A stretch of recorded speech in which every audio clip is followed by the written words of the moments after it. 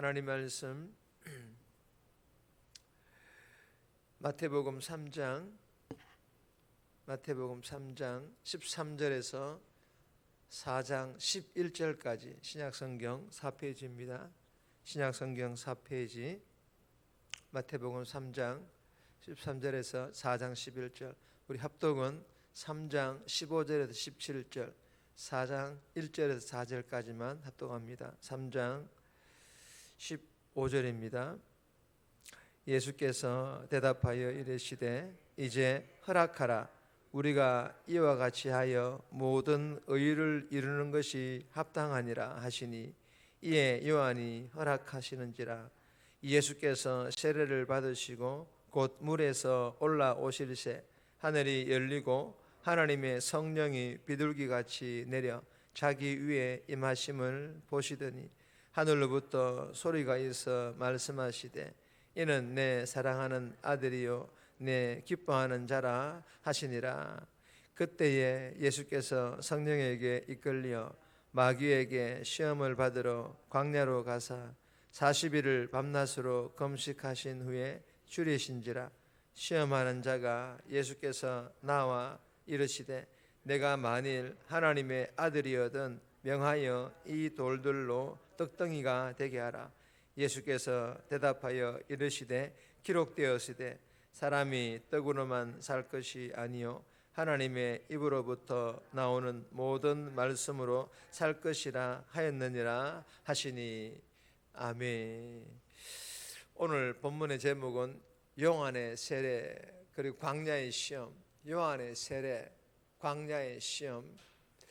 오늘 이 본문은 예수님께서 요단강에서 요한을 통하여 세례를 받고 그리고 광야에서 시험을 받으며 이 땅에서의 공생의 사역을 시작하십니다. 그리고 예수님께서 하나님의 의를 이루시기 위해 세례를 받으셨고 광야의 시험도 하나님의 말씀을 의지하여 이겨내신다라는 그런 내용의 본문입니다.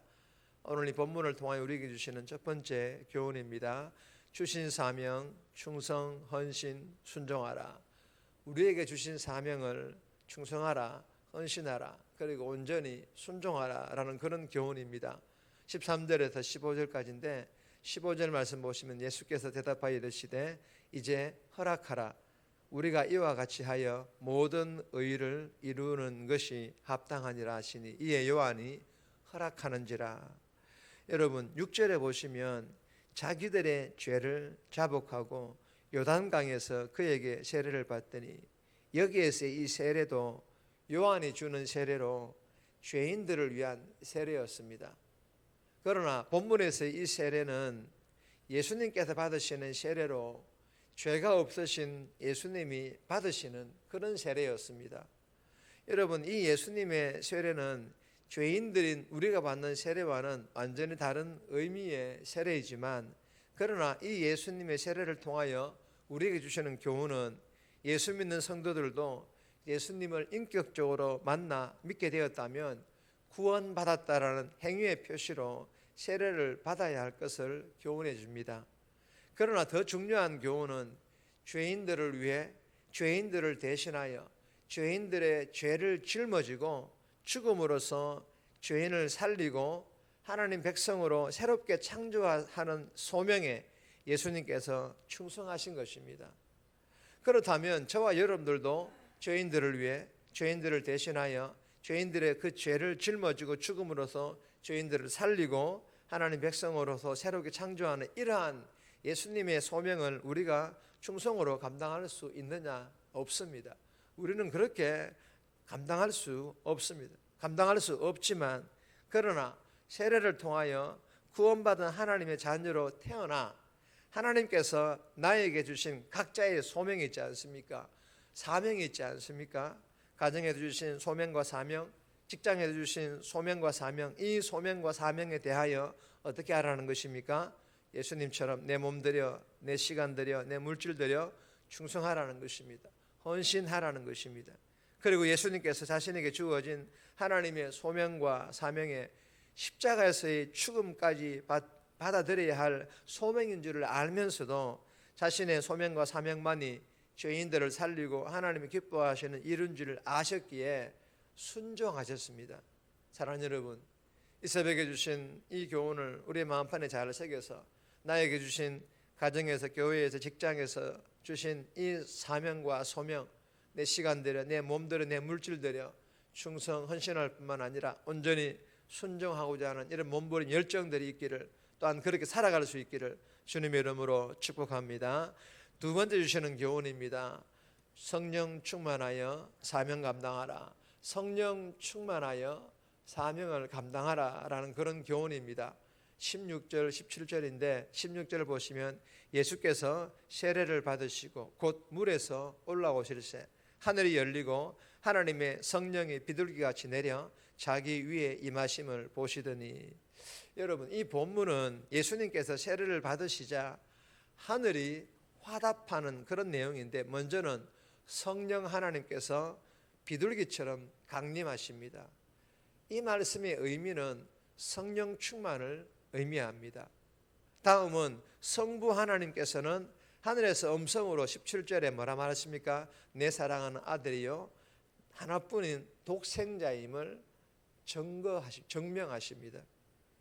여러분, 이 말씀이 의미하는 바는 예수님이 하나님의 하나뿐인 독생자 아들이라는 사실뿐만 아니라 새 시대를 여실 메시아이자 이 땅에 하나님의 나라를 세우실 진정한 왕이심을 드러내신다라는 그런 의미입니다.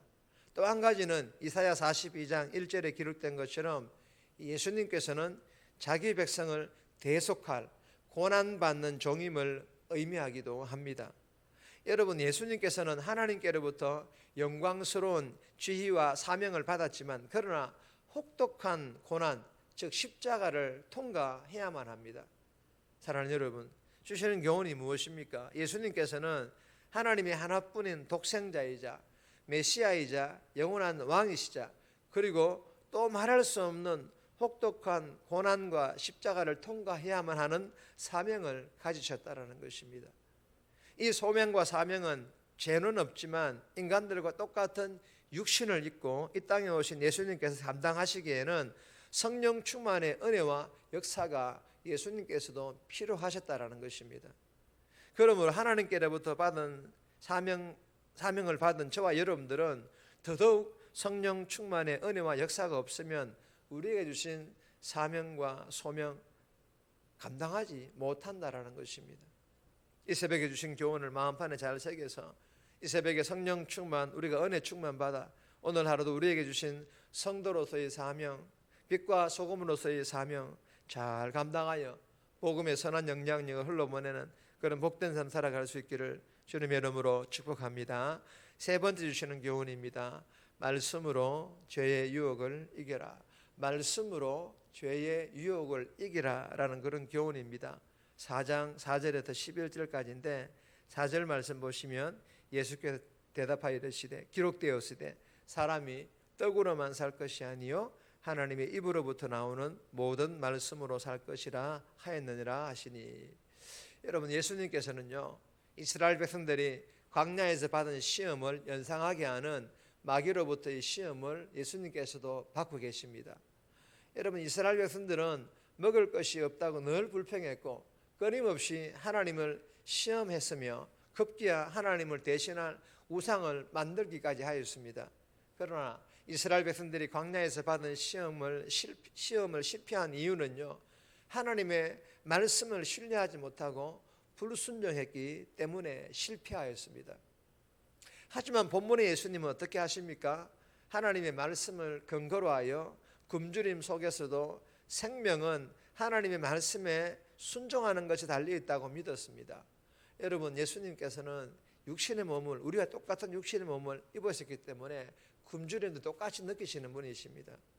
그리고 하나님의 나라를 이루겠다고 세상 방법을 쓰지 않았으며 천하를 얻기 위해 천지를 지으신 하나님을 배반하지 않았습니다. 사랑하는 여러분, 오늘도 삶에서 반드시 사단은요 문화라는 이름으로 환경이나 상황으로 그리고 주변 사람들을 통하여 죄의 유혹이 내 곁에 서성이거나 아니면 직접적으로 침투하려고 우리에게 다가올 것입니다. 이때 내 방법과 내 경험이 아닌 이 새벽에 묵상한 말씀으로 죄를 분별할 뿐만 아니라 침투하지 못하도록 다 막아내고 넉넉히 이기는 그런 복된 삶 살아갈 수 있기를 주님의 이름으로 축복합니다. 네 번째 교훈은 제목만 읽습니다. 그럴듯한 죄의 유혹을 말씀으로 분별하라. 세 번째 교훈과 비슷한 내용입니다. 그럴듯한 죄의 유혹을 말씀으로 분별하라.